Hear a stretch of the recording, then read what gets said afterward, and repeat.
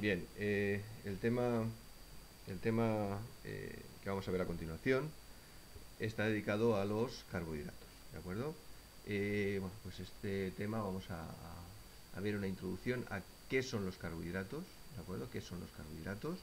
Y, bueno, pues algunas de sus funciones, aparte de ser fuente de energía, que es, digamos, la función más conocida de este tipo de moléculas. Prácticamente todos los organismos son capaces de utilizar los carbohidratos como fuente de energía. Bien, bueno, pues aquí una de las principales fuentes de carbohidratos, sin duda alguna, son los cereales. Bueno, ya sabéis que en la dieta forman parte importante como fuente de energía, básicamente. Aunque luego en el organismo se van a modificar, van a sufrir una serie de cambios, algunos de ellos, y van a desempeñar otras funciones aparte de ser fuente de energía. Bien, ¿qué es lo que vamos a ver en este tema? Pues primero vamos a hablar de los monosacáridos. ¿Qué son los monosacáridos? Son los carbohidratos más simples. Luego vamos a ver cómo esos monosacáridos se van a unir formando carbohidratos mucho más complejos. Y estos carbohidratos algunas veces se van a unir a proteínas y van a formando lo que se conocen como glucoproteínas o proteoglucanos. Depende de la proporción entre proteínas y azúcares. Y luego pues hablaremos de algunas proteínas específicas particulares que contienen azúcares, como son las lectinas. Y son proteínas, bueno, pues proteínas que van a actuar de señales, etcétera, etcétera. Ya lo veremos a lo largo del capítulo. Bueno, los monosacáridos pueden ser o bien aldehídos o bien cetonas. Y es donde contienen el grupo carbonilo, y eso va, que sean aldehídos o cetonas, va a determinar el número de grupos alcohol que contiene. Los monosacáridos más pequeños están formados por 3 átomos de carbono, ¿de acuerdo? Y esto es muy importante, sobre todo en nuestro organismo, porque eso va a ser clave a la hora de determinar si podemos sintetizar azúcares a partir de los lípidos, que va a ser un tema bastante peculiar. ¿De acuerdo? Voy a hacer una pequeña pausa en este momento. ¿Vale? Bueno, vamos a continuar con el tema. Aquí está el principio. Bien. Como iba diciendo, los monosacáridos más pequeños contienen 3 átomos de carbono. Esto es muy importante porque va a ser clave, como decía, para explicar por qué no podemos sintetizar azúcares, glucosa, a partir de lípidos. Aunque eso tiene sus matizaciones, pero ya lo veremos también. ¿De acuerdo? Como he dicho, los más pequeños tienen 3 átomos de carbono. ¿De acuerdo? 1, 2 y 3. Y aquí tenemos el grupo carbonilo. Y esto sería una cetona. ¿De acuerdo? Una cetona. La aldosa tiene el grupo carbonilo en el primer carbono. ¿De acuerdo? Y esto sería la diferencia entre una cetona y una aldosa. ¿De acuerdo? Una cetosa o una aldosa. Bien, aquí tenemos el grupo carbonilo dentro en el carbono 2. Y aquí lo tenemos en el carbono 1. ¿De acuerdo? Este sería, por ejemplo, el gliceraldehído, y esto sería la dihidroxicetona. Esto va a ser muy importante cuando hablemos de aldehídos y cetonas. Tenemos aquí este grupo carbonilo en el carbono 1, y el grupo carbonilo lo tenemos dentro de la molécula en las cetonas. ¿De acuerdo? Aldehídos y cetonas. Depende de dónde tienen el carbonilo. Bien, vamos a encontrar muchos isómeros de los azúcares. De estas moléculas vamos a encontrar isómeros. La pregunta es, ¿qué son los isómeros? Entonces, los isómeros van a ser moléculas que tengan la misma composición química, pero diferente estructura espacial. Y vamos a encontrarnos dos tipos de isómeros. O bien isómeros constitucionales, como por ejemplo la dihidroxiacetona y el gliceraldehído, serían isómeros estructurales, ¿de acuerdo? Uy, perdonad. Serían isómeros estructurales, porque tienen formas moleculares idénticas, pero difieren en la forma en la que se disponen sus átomos. Y luego vamos a tener los estereoisómeros, que son isómeros que se diferencian en la ordenación espacial de sus átomos, ¿de acuerdo? Estos serían isómeros constitucionales, lo que hemos hablado, el gliceraldehído y la dihidroxiacetona. Veis que tienen la misma composición química, pero su estructura es diferente en el orden del enlace de sus átomos. Y luego estarían los estereoisómeros, que están conectados en el mismo orden, pero difieren en su ordenamiento espacial, ¿de acuerdo? Tienen diferente ordenamiento espacial. Y aquí tendríamos dos tipos: los enantiómeros. Los enantiómeros serían estereoisómeros que no se pueden, son imágenes especulares, y entonces no se pueden superponer. Si esta molécula intentamos superponerla con esta, vemos que el OH queda en posición contraria, hacia adentro, ¿de acuerdo? Porque esto tendría, si os recordáis, el carbono no tiene los enlaces planos, sino que forma un tetraedro, ¿de acuerdo? Esto estaría hacia afuera, esto estaría hacia afuera, y tendría un enlace hacia adentro, formando una estructura de un tetraedro, ¿de acuerdo? Entonces, según esto quiere decir que no tienen la misma disposición espacial los enlaces. Tienen el mismo, están conectados de la misma forma, pero la disposición espacial es diferente. Entonces son enantiómeros, imágenes especulares. Ya sabéis que los enantiómeros pueden desviar el plano de la luz polarizada. Y luego tendríamos los diastereoisómeros. Son isómeros, pero que no son imágenes especulares. Por ejemplo, la altrosa y la glucosa, que lo que cambian es en la disposición de estos dos grupos hidroxilo. Veis que uno está hacia un lado, este y este, y este y este y este. No son, por tanto, imágenes especulares. Luego tendríamos los epímeros. Los epímeros difieren solo en uno de los carbonos asimétricos. Por ejemplo, la glucosa y la manosa solo difieren en este carbono, ¿de acuerdo? Veis que la disposición espacial es diferente. En los diastereoisómeros, aquí por ejemplo cambian dos, pueden cambiar más. Es decir, los diastereoisómeros son que no son imágenes especulares. Los epímeros, por ejemplo, este y este serían epímeros en el carbono 3, es decir, perdón, en el carbono 3 son epímeros. Pueden ser en otros carbonos, en el 3, en el 4, etc. Es decir, cada uno de estos carbonos, 1, 2, 3, 4, 5, bueno, me he dejado el primero, este sería en realidad el 1, el 2, el 3, el 4, el 5, es decir, serían epímeros en alguno de esos carbonos. Para que quede un poquito más claro, porque pintando tanto al final no se ve claro. Este sería el 1, el 2, el 3, el 4, el 5 y el 6, ¿de acuerdo? La glucosa tiene 6 carbonos. Entonces son epímeros en el carbono 3. Si os fijáis, aquí es donde está esa variación espacial de la disposición de los sustituyentes, en este caso el OH, ¿de acuerdo? Y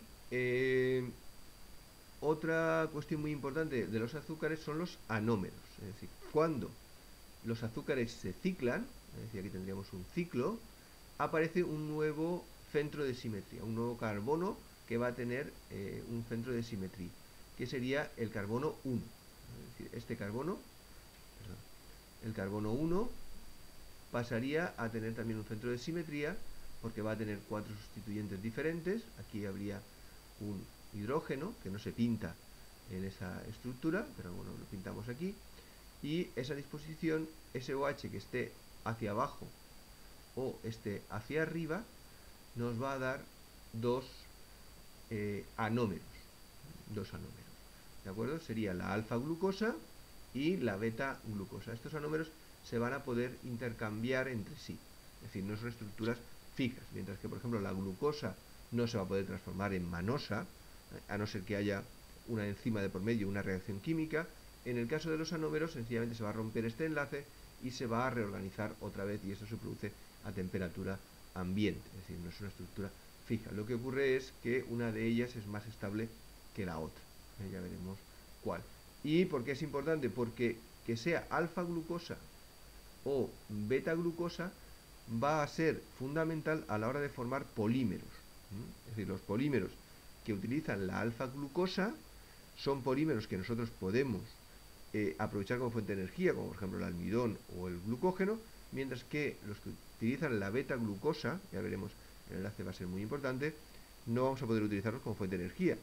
¿Qué polímero de glucosa utiliza este tipo de enlace? Por ejemplo, la celulosa o el quitosan, que es el esqueleto de, de las gambas, de los moluscos, de los insectos, etcétera, y la celulosa, que forma la pared celular de las plantas. Bien, aquí tenemos diferentes ejemplos de azúcares importantes. Por ejemplo, la D-ribosa, que va a formar parte del RNA, va a ser muy importante formando el RNA, y la desoxirribosa. Desoxirribosa es porque el OH que está en esta posición aquí ha sido sustituido por un hidrógeno. Es decir, sería la misma molécula, pero cambia en el número de átomos. Es decir, aquí tendría un OH y aquí tendría un hidrógeno. Esto hace que la D-ribosa y que el RNA, que es donde vamos a encontrar esta molécula, sea mucho más inestable que el DNA. Es decir, el DNA es mucho más estable. De hecho, es que se puede encontrar el DNA en restos muy antiguos. Bueno, otros azúcares importantes, la glucosa, manosa, galactosa y fructosa. Es decir, todas estas son aldosas y aquí tendríamos una cetosa. ¿De acuerdo? La D-fructosa. ¿De acuerdo?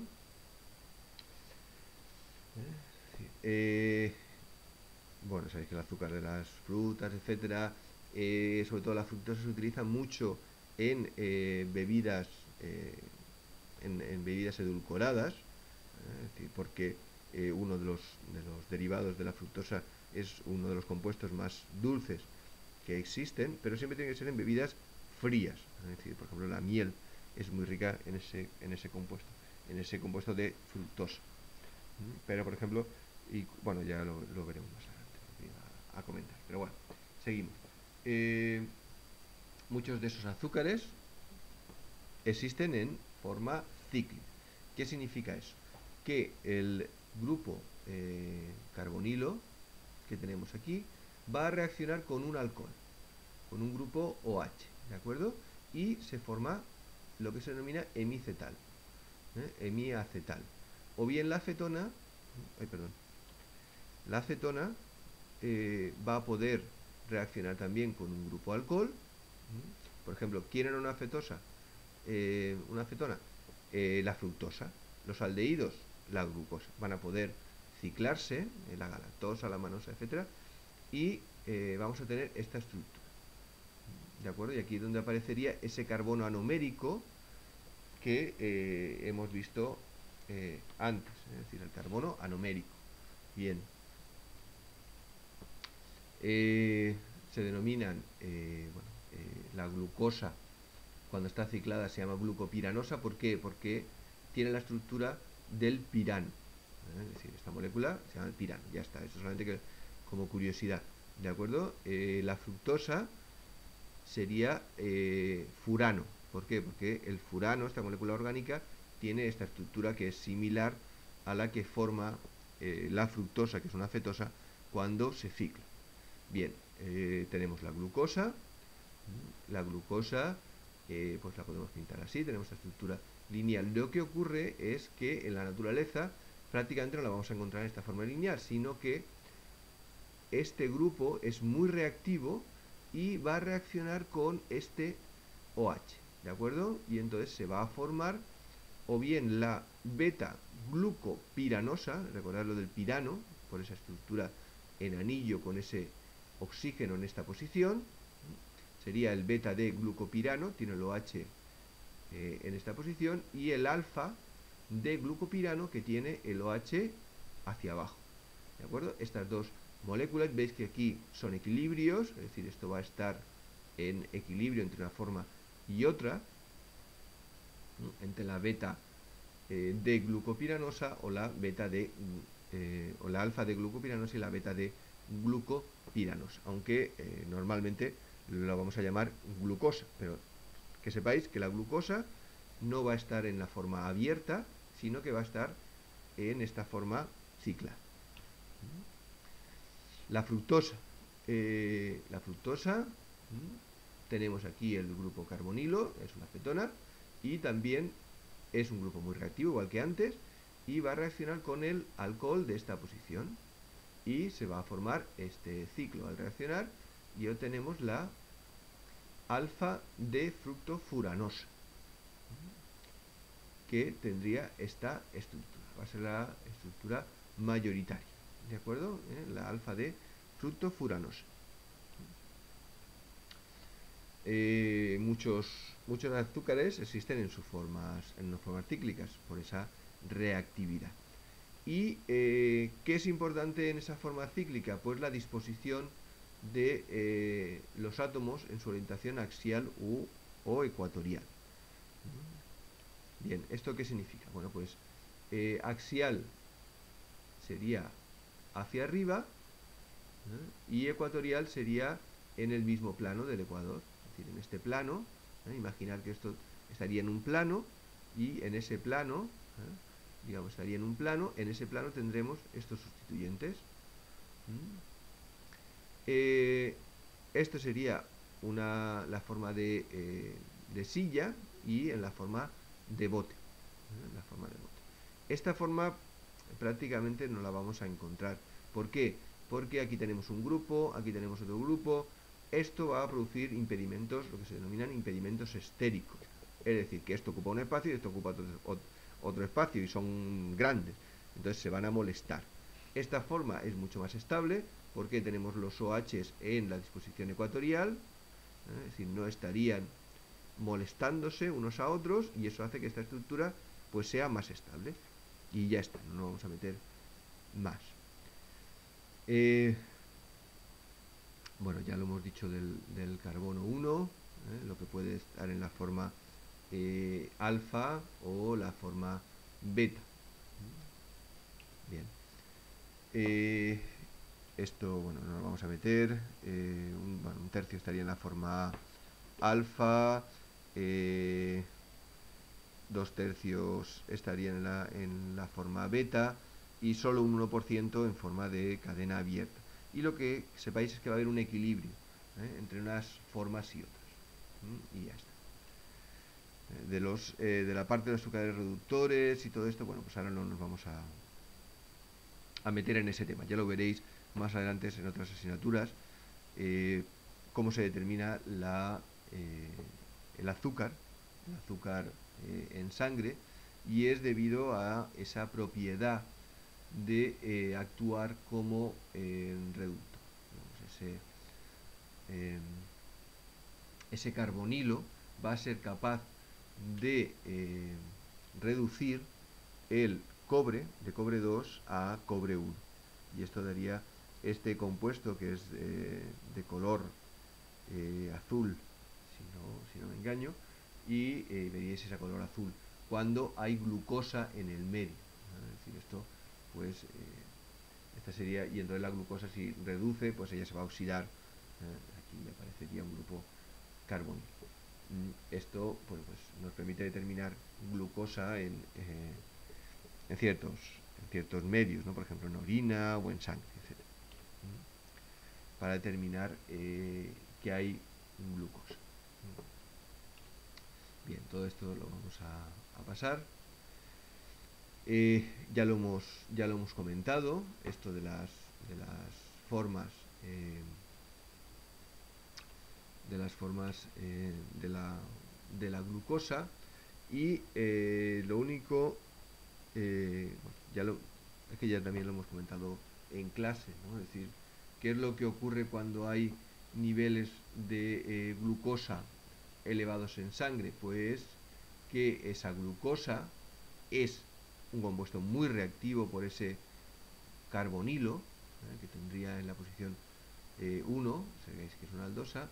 Ese grupo de carbonilo, siempre que haya oxígeno unido a un carbono, va a haber posibilidad de que hayan reacciones químicas. Por ejemplo, los lípidos son muy poco reactivos. ¿Por qué? Porque tienen hidrógeno, hidrógeno, carbono, hidrógeno, hidrógeno, carbono, hidrógeno, hidrógeno, y son extremadamente estables, es decir, poco reactivos. Pero en el momento que aparece un oxígeno, ya esa reactividad se ve muy aumentada. ¿Y qué problema hay con eso? Pues que, ya lo hemos dicho muchas veces en clase, cuando hay glucosa circulando en sangre durante mucho tiempo, tiene una dieta muy rica en azúcares o una diabetes, etcétera, ese grupo carbonilo va a reaccionar con muchas moléculas, y entre ellas, por ejemplo, la hemoglobina. Es decir, se forma hemoglobina glicosilada. Esta hemoglobina glicosilada no ve afectada su capacidad de unir al oxígeno, de transportar oxígeno, y no hay ningún problema. Lo que ocurre es que esa glucosa se va a unir también a otras proteínas y va a crear muchos problemas, muchas patologías de las que ya hemos hablado en clase. Es decir, que haya mucha glucosa circulando en sangre durante mucho tiempo es un peligro para la salud, ¿de acuerdo? Bien. Aquí ya tendríamos las formas de la alfa de fructofuranosa, beta de fructofuranosa, la beta de fructopiranosa, etc. Diferentes compuestos. ¿De acuerdo? Bueno, serían las estructuras cíclicas de la fructosa. Bien, la mayor parte nos la vamos a encontrar como la alfa de fructofuranosa. ¿De acuerdo? Va a ser la más importante.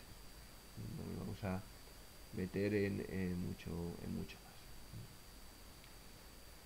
Lo que sí que os diré es que la que era muy dulce es la beta de fructofuranosa.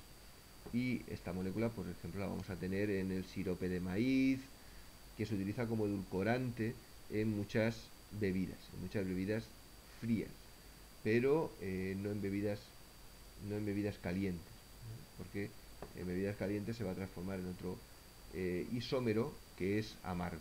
Por eso cocinar con miel tiene sus ventajas y sus inconvenientes.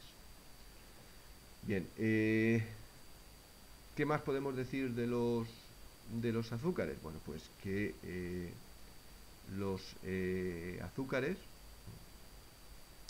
ya hemos dicho que son muy reactivos y van a formar diferentes tipos de enlaces.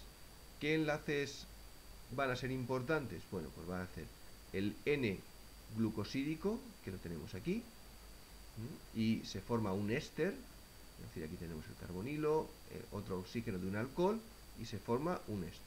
Este es el enlace N-glicosídico. Perdón, este es el O-glucosídico, ¿de acuerdo? Perdón, me he equivocado, este es el O-glucosídico. El N-glucosídico se forma con hidrógeno, ¿de acuerdo? Y voy a borrar esto. Bien, que si no se lía. Vale. Concluyendo, el O-glucosídico sería este enlace. Va a ser muy importante para unir moléculas, por ejemplo, de glucosa, para formar el almidón, el glucógeno, etcétera. Vamos a tener este enlace, el O-glucosídico. Cuando se unen a una amina, es decir, por ejemplo, a proteínas, es decir, NH3+, es decir, el grupo amina que vamos a encontrarnos en las proteínas, se forma el N-glucosídico, es decir, en lugar de un oxígeno, aquí tendríamos un nitrógeno, lo vamos a ver. Y otra cuestión muy importante es que los carbohidratos van a poder unir fosfato, y sería el enlace fosfoeste, es decir, aquí tendremos el grupo fosfato unido al carbono, que a su vez forma parte de un azúcar. ¿De acuerdo? ¿Qué enlaces tenemos? O-glucosídico, N-glucosídico y enlaces con fosfato, un enlace fosfoeste. ¿De acuerdo? Vamos a encontrar ejemplos de ese tipo de enlaces. Bueno, por ejemplo, aquí tenemos la fucosa, el N-acetilgalactosamina, es decir, aquí esta unión entre el OH y el nitrógeno, la beta-acetilglucosamina, el ácido siálico, el acetil neumurítico, pues en esta posición de aquí, en este OH de aquí, se uniría este compuesto, ¿de acuerdo? Bueno, pues aquí tenemos la 6-fosfoglucosa, es decir, aquí el fosfato unido a la glucosa, dihidroxiafetonafosfato. Todas estas moléculas en que interviene el fosfato nos las vamos a encontrar sobre todo bueno, pues en muchas reacciones, pero cuando empecemos con la glucólisis veremos dónde aparecen este tipo de enlaces, ¿de acuerdo?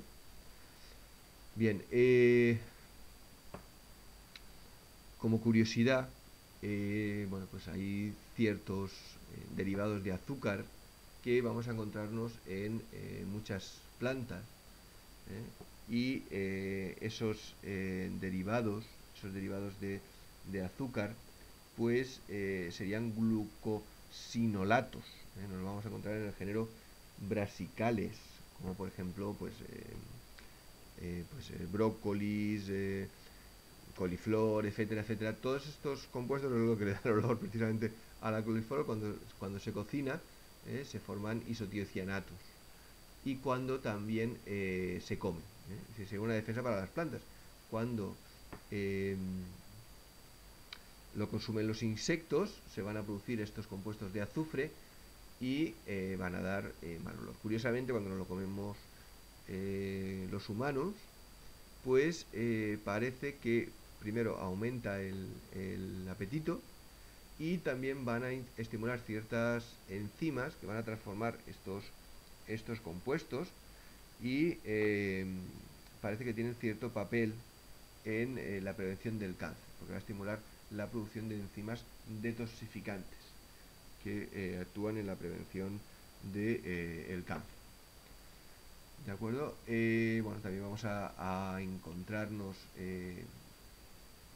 que la formación de ese enlace o glucosídico va a permitir unir monosacáridos entre sí. Hasta ahora, cuando es un enlace N-glucosídico o fosfato, se unen a moléculas que no son azúcares, ¿de acuerdo? Por ejemplo, a proteínas o a otros compuestos que tengan grupos amino o a fosfato. Bien, en el enlace O-glucosídico permite la unión de azúcares entre sí. Por ejemplo, en este caso tenemos la formación del alfa 1,4 glucosídico entre el carbono 1, carbono alfa, que tiene la estructura alfa, es decir, hacia abajo y lo H, con el carbono 4 del siguiente azúcar. Esto va a permitir, por ejemplo, la formación de polímeros como el almidón, como el glucógeno. Y bueno, pues esto está formado por una serie de enzimas, glicosiltransferasas, que son las que van a catalizar la formación de este enlace O glucosídico, no se forman espontáneamente. Bueno, para ello ya lo veremos también cuando hablemos de la síntesis del almidón y del glucógeno. El azúcar va a tener que estar unido a UDP glucosa, uridrin difosfato, que a su vez viene del UTP. Es una reacción que el UTP se va a unir al azúcar y se forma este compuesto, el UDP glucosa. A su vez va a liberar esa glucosa cuando se forme el enlace, es decir, este azúcar se va a unir a una molécula X, que puede ser un grupo amino, que puede ser otro azúcar, etcétera, etcétera. Va a ser un mecanismo general de síntesis en las que intervienen azúcares, ¿de acuerdo? Ya lo veremos con más detalle. Bien, estos azúcares,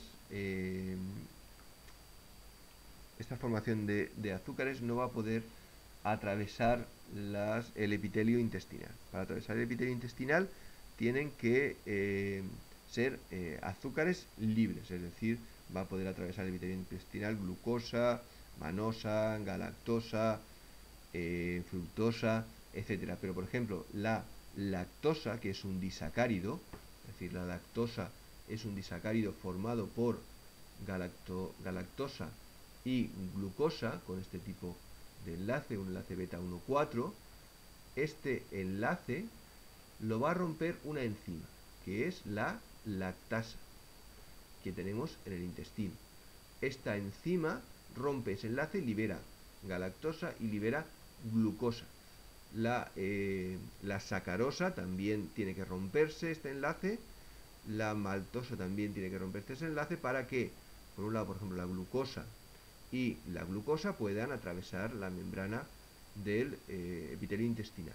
En el caso de la lactasa, estas serían las microvellosidades del epitelio intestinal, y aquí, en estas vellosidades, es donde va a estar la lactasa, ¿de acuerdo?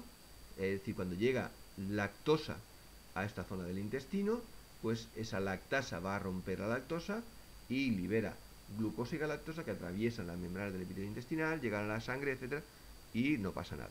Si hay una intolerancia a la lactosa, ¿y eso qué es?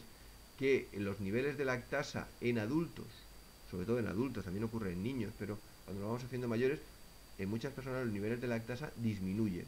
Y entonces la lactosa no se rompe, es decir, no se rompe por aquí y no se libera galactosa y glucopiranosa. Bueno, podríamos pensar que esto se excretaría y ya está. Lo que ocurre es que las bacterias intestinales, cuando les llega la lactosa, ellas sí que pueden metabolizar esa lactosa y van a producir pues una serie de gases, de productos tóxicos, ácido láctico, etcétera, que producen malestar, mala absorción de otros nutrientes, etcétera, etcétera. Y lo más fácil es eliminar la lactosa, los productos lácteos de la leche, aunque hoy en día pues existen leches sin lactosa y una gran cantidad de productos que permiten tomar lácteos a personas que tienen esa intolerancia a la lactosa. Bien, vamos a parar aquí, continuaremos con el siguiente parte del tema, hablando de los monosacáridos, de los carbohidratos complejos que están formados por la unión de monosacáridos. Bien, vamos a parar.